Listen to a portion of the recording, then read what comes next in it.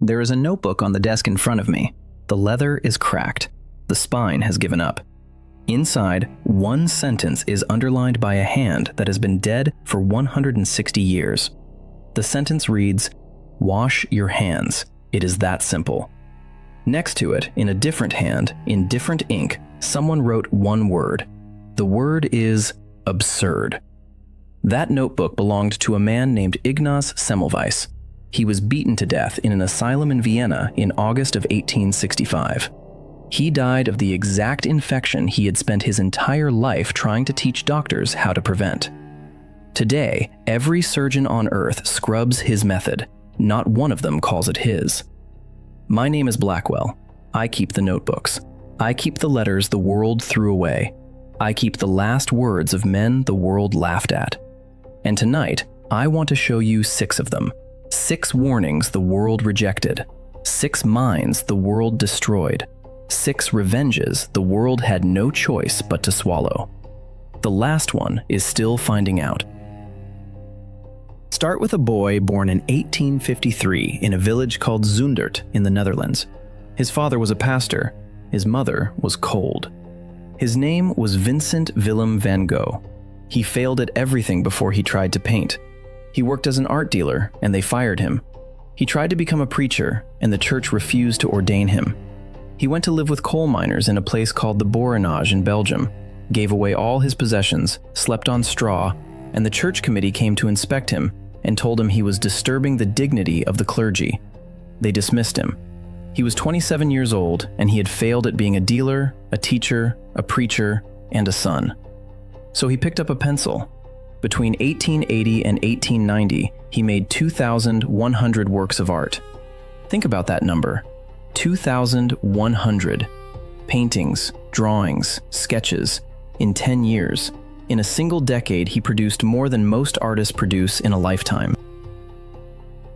And in that same decade, he sold one painting. One. The painting was called The Red Vineyard. It sold in Brussels in February of 1890. The price was 400 francs. His brother Theo was an art dealer, and Theo sent him money every month because Vincent could not feed himself. Theo paid his rent. Theo paid for his paint. Theo paid for the yellow house in Arles, where Vincent went to build what he called a studio of the South. Theo paid for the doctor when Vincent cut off the lower part of his left ear after a fight with Paul Gauguin in December of 1888. Theo paid for the asylum at Saint-Remy-de-Provence, where Vincent painted The Starry Night, looking out the window of his cell at the village below. Blackwell has stood in that room. The window is still there. The iron bars are still there. The view has not changed. Vincent painted it in June of 1889. A canvas now kept in the Museum of Modern Art in New York, insured for an amount the museum will not disclose. A canvas nobody wanted when it was wet. He left the asylum in May of 1890. He went to live in a village called Auvers-sur-Oise, outside Paris, under the care of a doctor named Paul Gachet. He painted 70 works in 70 days. Then, on July 27, 1890, he walked into a wheat field with a revolver. He shot himself in the chest. He did not die immediately. He walked back to his room at the Revue Inn. He lay in bed, smoking a pipe. Theo arrived the next day. Vincent said to him, "I would like to die like this." He died on July 29th at 1:30 in the morning. He was 37 years old. In his pocket, they found an unfinished letter. The letter was addressed to Theo. One line of that letter has lived longer than anyone who tried to bury it. The line reads, "The sadness will last forever." Blackwell has held a copy of that letter. It is short. The handwriting trembles. You can see where the pen almost stopped. Theo died 6 months later. Grief, syphilis, exhaustion. Nobody is quite sure. He was 33. Theo's wife Johanna inherited every one of Vincent's unsold canvases, hundreds of them, stacked in a storeroom. Theo's own family told her to throw them out, to burn them, to sell them for whatever she could get to cover the debts. Johanna refused. She spent the next 39 years organizing the paintings, publishing the letters, arranging exhibitions, writing to collectors. She is the reason you have ever heard the name Van Gogh. Today, his painting, Portrait of Dr. Gachet, sold at auction in 1990 for $82.5 million. His irises, $71 million. His sunflowers, multiple versions, each now worth more than the entire city of Arles was worth when he lived in it. The Yellow House is gone. Allied bombs destroyed it during the Second World War, but Blackwell has stood on the empty lot where it used to be. And the tourists come every day to photograph a bronze plaque marking a place where a man once starved. He sold one painting alive. Today, a single Van Gogh pays for a hospital. The sadness did last forever. The sadness just became very expensive. Now move east, move back in time. A monastery in a town called Brno in what was then the Austrian Empire. The year is 1856. A monk is kneeling in a garden. He is counting pea plants. His name is Gregor Johann Mendel. He was born in 1822 in a village called Heinzendorf. His father was a peasant farmer who worked a small plot of land. There was no money for school. There was never any money. Gregor's sister gave up her dowry so he could attend university for 2 years. 2 years. That was all the family could scrape together. When the money ran out, he entered the Augustinian monastery at Brno, not because of faith, because it was the only place where a poor boy could keep studying. The monastery fed him. The monastery housed him.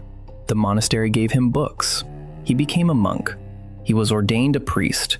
He taught physics at the local high school, and he failed his teaching certification examination twice. Twice. The man who would rewrite the rules of life itself could not pass his own teaching exam. The examiners said he lacked insight. They said he lacked knowledge.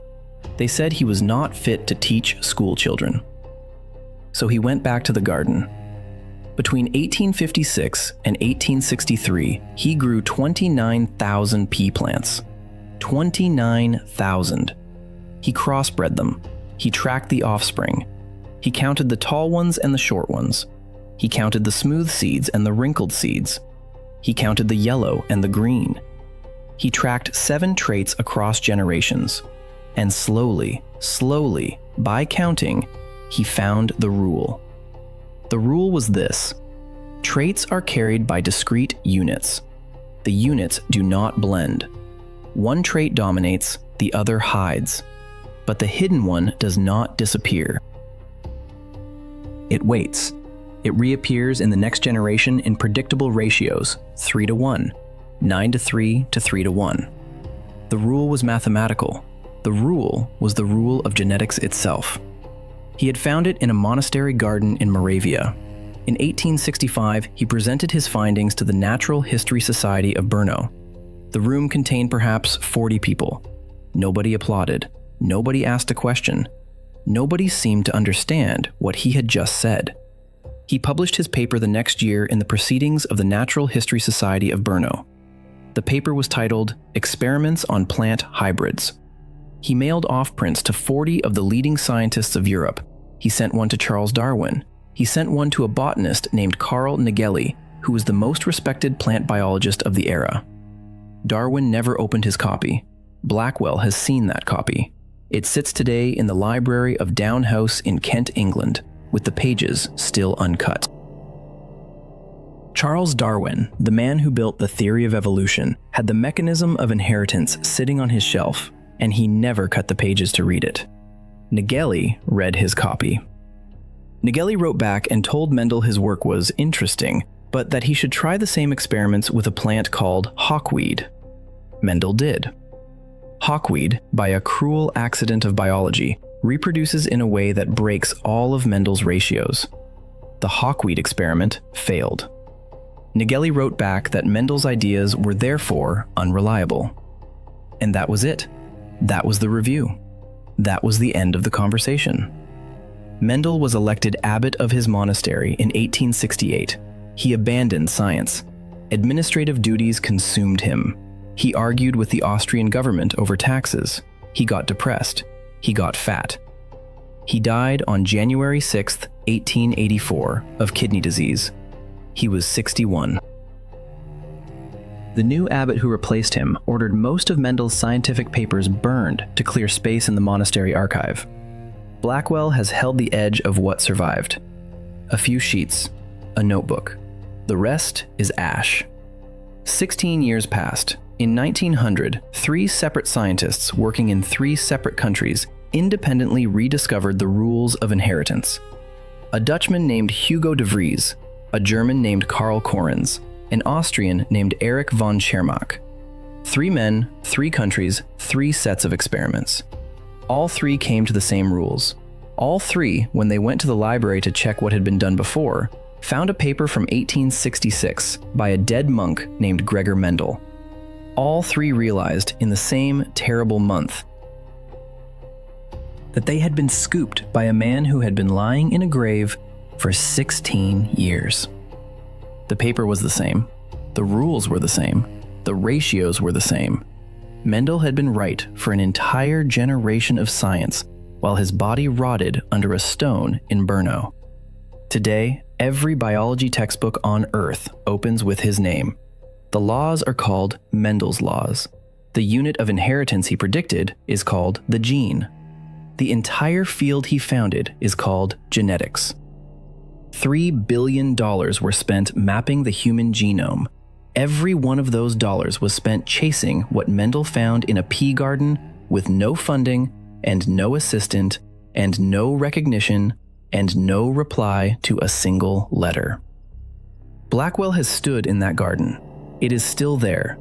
The monastery has turned it into a museum. The pea plants still grow along the wall. Tourists take photographs. The abbot who burned his papers has no monument. The 40 scientists who ignored his letters are forgotten. The man who counted 29,000 pea plants and was told he lacked insight is the father of a science that now reads the code of life itself. He died an unknown monk. He rose from the dead through his own data. Move now to Cambridge, England. The year is 1931. A 19-year-old boy with dark hair and nervous hands is standing over the grave of his best friend. The boy's name is Alan Turing. The friend's name was Christopher Morcom. Christopher was the first person Alan ever loved. Christopher died of bovine tuberculosis from drinking contaminated milk as a child. Alan never recovered. He would spend the rest of his life trying to build a mind that could not die. Alan Matheson Turing was born in London on June 23, 1912. His parents worked for the British Civil Service in colonial India. They left him in England with a foster family. He was the kind of child who made his own ink. He taught himself calculus from a book. At 16, he met Christopher Morcom at Sherborne School, and for the first time in his life, he was not alone. 18 months later, Christopher was dead. Alan went to Cambridge. He read mathematics. At 24, he published a paper called On Computable Numbers with an application to the Entscheidungs problem. In that paper, he described an imaginary machine. The machine had a tape. The tape had symbols. The machine had rules for changing the symbols. He proved that this imaginary machine could compute anything that could be computed. The paper invented the computer. The paper invented your phone. The paper invented the screen you are watching this on. He was 24 years old. In 1939, the war began. The British government recruited him to a country estate called Bletchley Park, 50 miles north of London. His job was to break the German Enigma code. The Enigma machine had 159 quintillion possible settings. The Germans changed the settings every 24 hours. Breaking Enigma was officially considered impossible. Turing built a machine called the bomb. The bomb broke Enigma. The code breakers at Bletchley began reading German naval communications in near real time. U-boat packs lost their hunting grounds.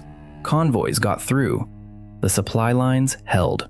Historians today estimate that Turing's work shortened the Second World War by at least 2 years and saved as many as 14 million lives. The work was secret. It stayed secret for 50 years. When the war ended, Turing went home. Nobody thanked him. Nobody knew. In 1952, his house in Manchester was burgled. He reported it to the police. During the investigation, he casually mentioned that he'd had a relationship with a young man named Arnold Murray. Homosexuality was a criminal offense in Britain. The police charged him with gross indecency, the same charge that had been used against Oscar Wilde 57 years earlier. Turing was 40 years old. The court offered him two options: prison or chemical castration. He chose the injections because he wanted to keep working. For a year, he was injected with synthetic estrogen. His body changed. He grew breasts. He became impotent. He gained weight. The man who had saved the country could no longer get a security clearance from the country he had saved. His consulting work for the government was ended. He was watched. He was followed. He was considered a security risk because he had been convicted of the crime of loving the wrong person. On June 7, 1954, his housekeeper found him in bed. On the nightstand was a half-eaten apple. The apple was laced with cyanide. He was 41 years old. The coroner ruled it suicide. His mother insisted it was an accident. Nobody will ever know for sure. Blackwell has stood in that room. The apple is gone. The bed is gone. The house is still there. There is a blue plaque on the wall. The plaque does not mention the castration. The plaque does not mention the clearance. The plaque simply says, Alan Turing, codebreaker, pioneer of computer science. In 2013, 59 years after his death, Queen Elizabeth II signed a royal pardon. In 2017, a law was passed called the Alan Turing Law that pardoned every man ever convicted under the same statute. In 2021, his portrait was placed on the new £50 banknote of the Bank of England. Every ATM in Britain now dispenses the face of the man Britain killed. He wanted a machine that could think, a mind that could not die. He died. The machine he invented is reading this to you right now. He got what he asked for. He just did not live to see it. Move west. Move across an ocean. A hotel room in Manhattan, January 7th, 1943. The room number is 3327. The hotel is the New Yorker on 8th Avenue. Inside, an 86-year-old man in a threadbare dressing gown is lying on a narrow bed. He has been dead for 2 days. Nobody has come to check on him because nobody comes to see him anymore. His name is Nikola Tesla. He was born on the night of July 9th to July 10th, 1856, in a village called Smiljan in what was then the Austrian Empire and is now Croatia. His father was a Serbian Orthodox priest. His mother was illiterate but could recite thousands of lines of Serbian epic poetry from memory. Nikola had what we would now call a form of synesthesia. He saw flashes of light. He was obsessed with numbers divisible by 3. He counted the bites of food on his plate. He counted the steps he took. If the counts were wrong, he would start the meal over. He came to America in 1884 with 4 cents in his pocket and a letter of introduction to Thomas Edison. The letter, written by Edison's European associate Charles Batchelor, said, "I know 2 great men. One is you. The other is this young man." Edison put him to work. Tesla redesigned Edison's direct current generators. Edison had promised him $50,000 for the work. When Tesla finished and asked for the money, Edison laughed at him and said, "Tesla, you don't understand American humor." He paid him nothing. Tesla resigned and went to dig ditches for $2 a day. A year later, a man named George Westinghouse found him. Westinghouse bought his patents for alternating current and gave him a royalty deal that would have made him one of the richest men in history. $2.50 per horsepower of capacity installed. Within a decade, at the rate AC electricity was spreading, those royalties would have been worth hundreds of millions. But in 1891, Westinghouse's company was nearly bankrupt. Westinghouse came to Tesla and said, "If you don't let me out of the royalty contract, I'll lose the company, and alternating current will die with it." Tesla tore up the contract in front of him. He gave up what would eventually have been the largest fortune in American history. He said the work mattered more than the money. Westinghouse lived. AC electricity lit the world. Tesla got nothing. He built a laboratory on Fifth Avenue in Manhattan. It burned down in 1895. He built another. He won a contract to build the power station at Niagara Falls in 1893. He demonstrated wireless radio transmission in 1895, 7 years before Marconi, using principles he had already patented. The Supreme Court would not acknowledge this until 1943, after he was dead. In 1901, J.P. Morgan gave him $150,000 to build a tower on Long Island. The tower was called Wardenclyffe. Tesla told Morgan the tower would transmit messages across the ocean. What he did not tell Morgan, at first, was what he really wanted to do. He wanted to broadcast electricity itself, through the earth, free, to every house on the planet. When Morgan found out, he stopped the funding. You cannot put a meter on free electricity. There was no way to bill for it, there was no business. The tower was never finished. It stood on Long Island for 15 years as a skeleton. In 1917, during the First World War, the US government dynamited it, claiming German spies might use it. Tesla watched from a distance as they blew up the machine that was supposed to free the world. He lived in hotel rooms for the rest of his life. Each hotel eventually threw him out when the bills went unpaid. He moved from the Waldorf Astoria to the St. Regis, to the Hotel Pennsylvania, to the Hotel Governor Clinton, and finally to the New Yorker. He fed pigeons in Bryant Park. He claimed he loved one pigeon, a white female with gray tips on her wings, more than he had ever loved a woman. He said when she died, a light went out in his life. He ate boiled vegetables and drank warm milk. He wore white gloves. He would not touch a round object with his bare hands. He was lonely in a way that is difficult to describe. The maid found him on January 8, 1943. Heart failure. He had been dead for about 36 hours. His body was still in the bed. The Do Not Disturb sign was still on the door. He owed the hotel $2,000.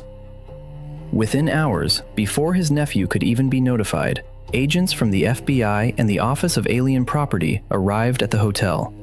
They seized every piece of paper in the room: his notebooks, his drawings, his correspondence, his unfinished papers on a weapon he had called the Teleforce beam, which the press had nicknamed the Death Ray. Most of the papers were classified. Many of them have never been released. Some are still classified today. Blackwell has stood in room 3327. The wallpaper has been replaced. The carpet has been replaced.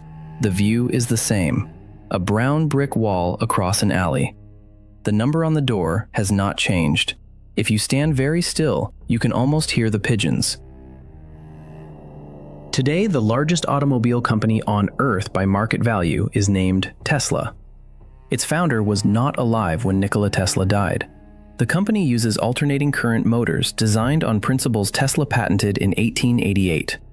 Every electric grid in the world runs on his system. Every radio signal, every wireless transmission.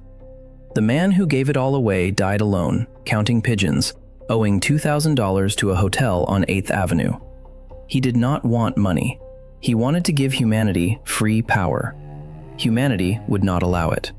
Humanity killed him slowly, in public, over 40 years by ignoring him.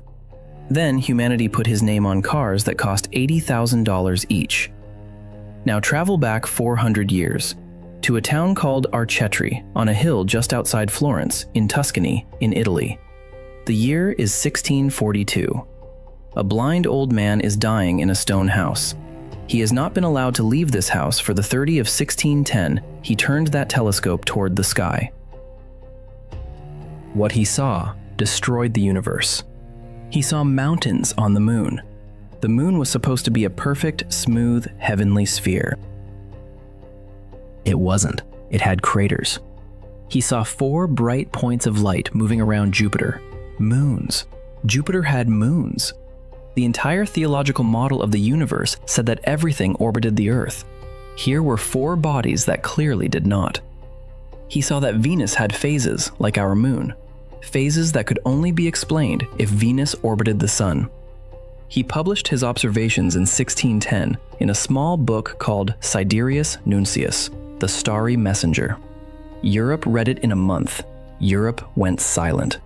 The Catholic Church had taught for 1,400 years that the earth stood still at the center of creation, with the sun and stars revolving around it. This was not a minor doctrinal position. This was woven into every sermon, every psalm, every university curriculum, every map of heaven and hell. Galileo's telescope was a crowbar under the foundation of the entire Christian worldview. The Church understood this immediately. In 1616, he was summoned to Rome. Cardinal Robert Bellarmine issued him a formal warning. He was ordered not to hold, teach, or defend the idea that the earth moves around the sun. Galileo agreed. He went home, he kept working, he kept observing, he waited. In 1632, when a friend of his had become Pope Urban VIII, Galileo thought the climate had changed. He published a book called Dialogue Concerning the Two Chief World Systems. The book was a conversation between three characters. One defended the old Earth-centered model. The character's name was Simplicio, which means simpleton in Italian. The character used many of Pope Urban's own arguments. The Pope did not take it well. Galileo was summoned to Rome again. He was 69 years old. He had arthritis. He had kidney stones. He had a hernia. He traveled in a litter through the winter rain. He arrived in Rome in February of 1633. The trial lasted 4 months. He was interrogated by the Roman Inquisition. He was shown the instruments of torture. He was not tortured, but he was shown them. At that age, for a sick man, the showing was enough. On June 22, 1633, in the convent of Santa Maria sopra Minerva in Rome, Galileo Galilei was forced to kneel on the stone floor in front of the cardinals of the Inquisition. He was made to read aloud a formal abjuration. He swore that he had been wrong. He swore that the earth did not move. He swore that he had been deceived. He was 69 years old, and he was kneeling on a cold floor, lying about the structure of the universe to save his own life. Legend says that when he rose from his knees, he whispered, under his breath, "Eppur si muove," and yet it moves. There is no contemporary record that he said it, but the legend is older than most of us would guess. It was recorded within a generation. It survived because it had to survive, because we needed it to be true. He was sentenced to indefinite house arrest. He lived the rest of his life in the villa at Arcetri outside Florence. He went blind. Some say from damage to his eyes from observing the sun through his telescope years before. He still worked. He dictated a final book called Two New Sciences to his student Vincenzo Viviani. The book was smuggled out of Italy and published in Holland because it could not be published in Catholic Europe. The book founded the science of modern physics. He could no longer see the pages it was written on. He died on January 8, 1642. He was 77. The Pope refused to allow him to be buried in the family tomb in the Basilica of Santa Croce in Florence. He was buried in a small side chapel, no monument, no marker. He lay there for 95 years. In 1737, he was finally moved to the main basilica. When they opened his coffin, someone removed 3 fingers from his right hand and a tooth and a vertebra as relics. One of those fingers is on display today in the Museum of the History of Science in Florence. It is pointing upward. It is pointing at the sky. The Catholic Church kept its condemnation of him on the books, for generations, for centuries. It was not until October 31, 1992, that Pope John Paul II, in an official address to the Pontifical Academy of Sciences, admitted that the Church had made a mistake. 359 years after the trial, 350 years after his death. An apology so late, it had to apologize across 12 generations of scientists who had died waiting. Blackwell has stood in front of that finger in Florence. It is small. It is shriveled. It is brown. It points at nothing in particular, or perhaps at everything. The woman who keeps the museum says children come and laugh at it. They do not understand what it is pointing at. It is pointing at the sky the Church told him he was not allowed to see correctly. The sky that moved anyway. The sky that did not wait 359 years for an apology. The sky that kept moving while the church kept arguing. The church finally agreed. The sky did not care. Now come back. Come back to the notebook on my desk, the notebook I started with, the one underlined in one hand and scribbled in another. The monk who thought he had been writing for science had been writing to ghosts. The monk who was right was called mad. The doctor who was right was called absurd. His name was Ignaz Philipp Semmelweis. He was born on July 1st, 1818, in Buda, in the Kingdom of Hungary, then part of the Austrian Empire. His father was a grocer. His family had money. He was sent to Vienna to study law. He hated law. He switched to medicine. He graduated in 1844 and took an assistant position at the Vienna General Hospital in the first obstetrical clinic in 1846. What he saw there broke him. The hospital had 2 maternity wards. The first ward was staffed by doctors and medical students. The second ward was staffed by midwives. Women gave birth in both wards. Women died in both wards of a disease called childbed fever, puerperal sepsis. The infection set in within days of delivery. It killed the mother. Sometimes it killed the newborn. The wards were identical in every visible way. Same rooms, same beds, same food, same patients assigned by day of the week. But the numbers were not the same. In the doctor's ward, the mortality rate was between 13 and 18%. 1 in 6 women died. In the midwife's ward, the mortality rate was 2%. The women knew. Word got out on the streets of Vienna. Women would beg to be admitted to the midwife's ward. Women would give birth in the street rather than be assigned to the doctors. The doctors called these street births. The street births had a lower mortality rate than the doctor's ward. Think about that. It was safer to give birth in a Vienna gutter than in the care of a trained physician. Semmelweis obsessed over the difference. He studied everything: ventilation, diet, religion, position of the women during delivery. Nothing explained it. Then, in March of 1847, his friend and colleague Jakub Kolečka cut his finger during an autopsy. Within days, Kolečka was dead. Semmelweis read the autopsy report. The pathology was identical to childbed fever. Exactly identical. The same disease that was killing the mothers had killed his friend, transmitted by a single cut from a corpse. And suddenly, he understood. The doctors and medical students did autopsies in the morning, every morning. They studied the dead women from the day before to learn why they had died. Then they walked across the hospital, unwashed, and performed pelvic examinations on the living women in labor. They carried something on their hands, something from the dead, something into the living. The midwives did not do autopsies. The midwives did not carry it. That was the entire difference. He ordered every doctor and student in his ward to wash their hands in a solution of chlorinated lime before touching a patient. The solution had been chosen because it removed the smell of the autopsy room. He did not know about bacteria. Bacteria would not be understood for another 20 years by Pasteur and Koch. But he knew something was being carried, and he knew chlorine could remove it. The mortality rate in his ward collapsed, from 18% to 2%, sometimes to less than 1%. In some months, not a single woman died. He had solved a problem that had killed millions of women across centuries of medicine. His superiors hated him for it. To accept his findings, the senior physicians of Vienna would have had to accept that they had personally killed thousands of women. Their clean hands, their respected gloves, their reputations had been weapons. They refused. His contract was not renewed in 1849. He was forced out of Vienna. He went back to Budapest in disgrace. He took a position at St. Rochus Hospital, introduced his methods, cut maternal mortality there to less than 1%, and was still considered a crank by the international medical community.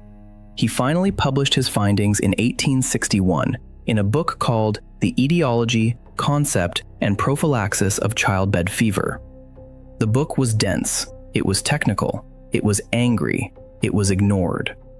In response to the silence, Semmelweis began writing open letters to the professors of obstetrics in Würzburg, in Prague, in Kiel.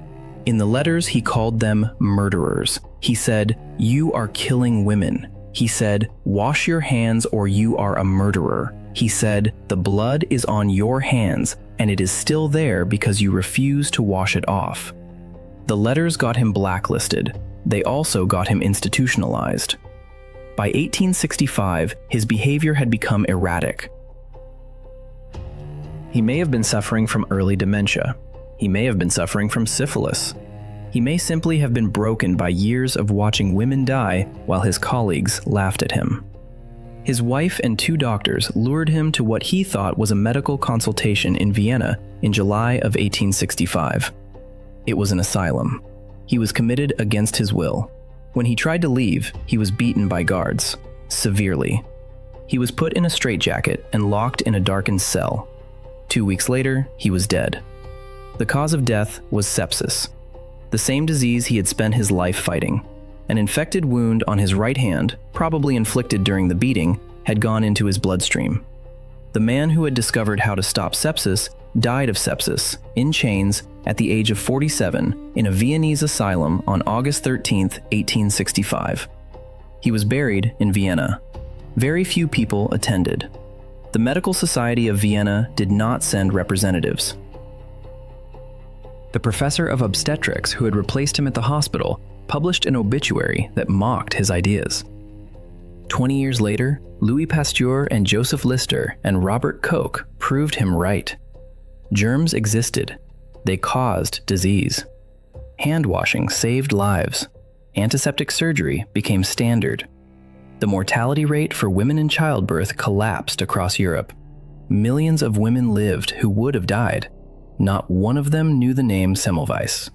Not one of the doctors washing their hands knew whose ghost was in the sink with them. Today, every surgeon on Earth scrubs his method. It is called aseptic technique. It is taught on the first day of medical school. It is the single most important behavior in modern medicine. It saves more lives per year than any drug. Every time a nurse washes her hands before touching a newborn, she is completing a sentence Semmelweis wrote in a notebook 160 years ago. The sentence is, "Wash your hands." It is that simple. The word absurd is still in the margin, in a different hand. The hand that wrote absurd is gone. The nurses are still here. Blackwell has stood at his grave in Budapest. They moved his body there in 1891, 26 years after his death, when Hungary finally admitted he had been a great man. A statue of him stands at the University of Medicine in Budapest. Children sit on the pedestal and eat ice cream. The statue is of a man holding a mother and her child. The mother is alive. In Semmelweis's lifetime, she would have been dead within a week. The children at the statue do not know this. They do not need to. He did the knowing. He did the dying. They get to live. 6 geniuses, 6 warnings, 6 graves. Van Gogh sold one painting alive for 400 francs. Today, one of his canvases pays for a hospital. The sadness did last forever. The sadness is just very expensive now. Mendel mailed his paper to 40 scientists and received 0 replies. 16 years after he was buried, 3 men independently rediscovered his laws and found his name waiting for them in the grave. He had been right for 16 years while the world was wrong above his head. Turing shortened the Second World War by 2 years and saved 14 million lives. The country he saved gave him hormone injections and watched him grow breasts until he bit into a cyanide apple. Today, his face is on the 50-pound banknote. Every ATM in Britain now dispenses the face of the man Britain killed. Tesla gave the world alternating current, radio, the induction motor, the foundations of wireless transmission, and tried to give the world free electricity. The world let him die alone in room 3327 of the New Yorker Hotel, owing $2,000. Feeding pigeons.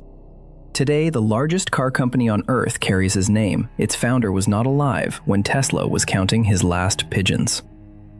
Galileo proved the Earth moves. The church made him kneel on a stone floor and swear it didn't. It took them 359 years to apologize. 12 generations of scientists died waiting for that apology. The finger they kept as a relic is pointing at the sky the church told him he was not allowed to see. Semmelweis told doctors to wash their hands. They beat him into an asylum, and he died of the exact infection he had spent his life trying to prevent. Today, every surgeon on Earth completes his sentence. Not one of them says his name.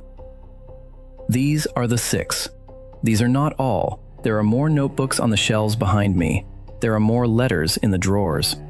There is a man in Ireland whose contemporaries burned his papers. There is a woman in France whose research her husband took credit for. There is an engineer in Russia who watched his rocket fly and died in a labor camp before it reached the moon. There is always another notebook. The pattern does not change.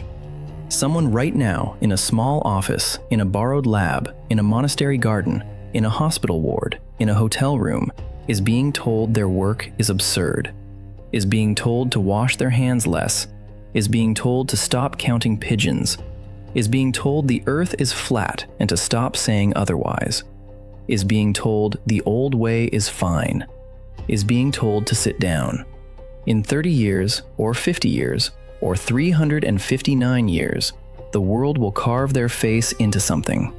A banknote, a statue, a building, a car.